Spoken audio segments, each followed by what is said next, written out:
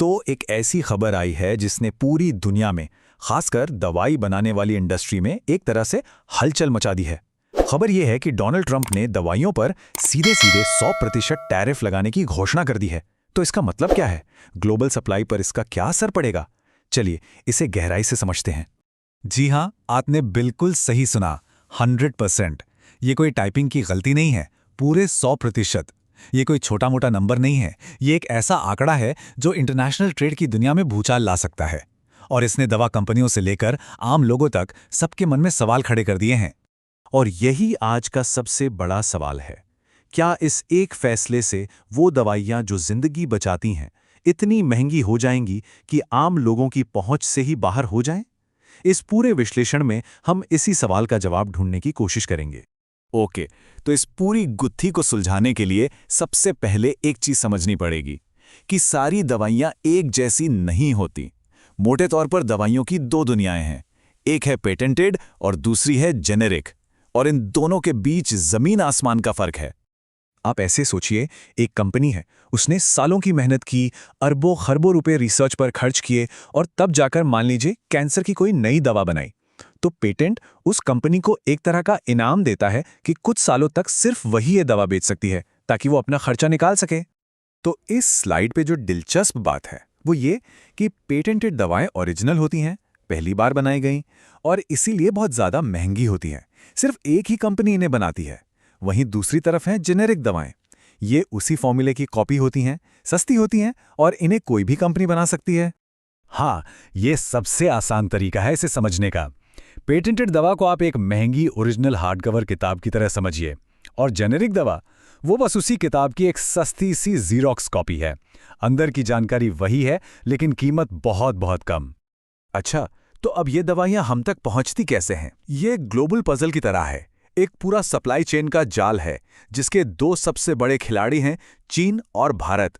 चलिए देखते हैं कि ये चेन काम कैसे करती है। ओके, तो हर दवा का जो हीरो इंग्रेडिएंट होता है ना, मतलब वो असली चीज जो बीमारी पर असर करती है, उसे कहते हैं एपीआई। आप इसको ऐसे समझिए जैसे सब्जी बनाने के लिए जो मुख्य मसाला होता है, ये दवा का वही मसाला है। तो ये प्रोसेस चलता कैसे है? देखिए, स्टेप 1, कच्चा माल यानी एपीआईज ज्यादातर बनता है चीन में। फिर स्टेप 2, वो कच्चा माल आता है भारत, जिसे दुनिया की फार्मेसी भी कहते हैं। यहां उसे तैयार दवा में बदला जाता है। और फिर स्टेप 3, भारत से ये सस्ती क्वालिटी जेनेरिक दवाइयां पूरी दुनिया को सप्लाई की जाती हैं। और ये देखिए, ये आंकड़े पूरी कहानी खुद बयां कर रहे हैं। भारत जितनी भी दवाइयां बाहर के देशों को बेचता है, उनमें से 90% जेनेरिक होती हैं। मतलब हम सस्ती और आसानी से मिलने वाली दवाइयों के पावर हाउस हैं। तो अब आते हैं इस कहानी के सबसे बड़े ट्विस्ट पर। अगर भारत जेनेरिक दवाइयों का बादशाह है, तो क्या ये 100% टैरिफ्स सीधा भारत पर हमला है या निशाना कहीं और है? सवाल अब यह है कि ये जो 100% का भारी भरकम टैरिफ है, ये आखिर लग किस पर रहा है? हमारी सस्ती जेनेरिक दवाइयों पर या उन महंगी वाली पेटेंटेड दवाइयों पर? और इस स्लाइड में जवाब पानी की तरह साफ है। निशाना है पेटेंटेड दवाइयां, जेनेरिक नहीं। इसका मतलब यह हुआ कि जो दवाइयां भारत सबसे ज्यादा बनाता और बेचता है, वो इस टैरिफ के दायरे से फिलहाल बाहर हैं। तो फिर ये सब हो क्यों रहा है? असली गेम क्या है? देखिए, स्ट्रैटेजी बिल्कुल क्लियर है। उन बड़ी बड़ी दवा कंपनियों पर दबाव डालना जो महंगी पेटेंटेड दवाइयां बेचती हैं कि भाई अपनी फैक्ट्रियां कहीं और क्यों, अमेरिका में लगाओ। अगर बाहर से बनाकर अमेरिका में बेचोगे तो 100% टैरिफ दो। अच्छा, अब इस पूरे मूव को सही कैसे ठहराया जा रहा है? बस एक तर्क से, नेशनल सिक्योरिटी यानी राष्ट्रीय सुरक्षा। ये कहा जा रहा है कि जरूरी दवाइयों के लिए हम दूसरे देशों पर निर्भर नहीं रह सकते। और ये एक बहुत शक्तिशाली तर्क है। जब बात राष्ट्रीय सुरक्षा की आती है ना, तो अंतर्राष्ट्रीय व्यापार के नियमों को भी किनारे रखना आसान हो जाता है। तो चलिए अब इस पूरी चर्चा को समेटते हैं। इसका निचोड़ क्या है? इसका भारत के लिए, अमेरिका के लिए और पूरी दुनिया के लिए आखिर मतलब क्या है? तो संक्षेप में टेकअवेज ये हैं। पहली बात, भारत की जेनेरिक इंडस्ट्री पर फिलहाल कोई सीधा असर नहीं दिख रहा। दूसरी बात, ये टैरिफ अमेरिका में जरूरी दवाइयों की मैन्युफैक्चरिंग को वापस लाने का एक तरीका है।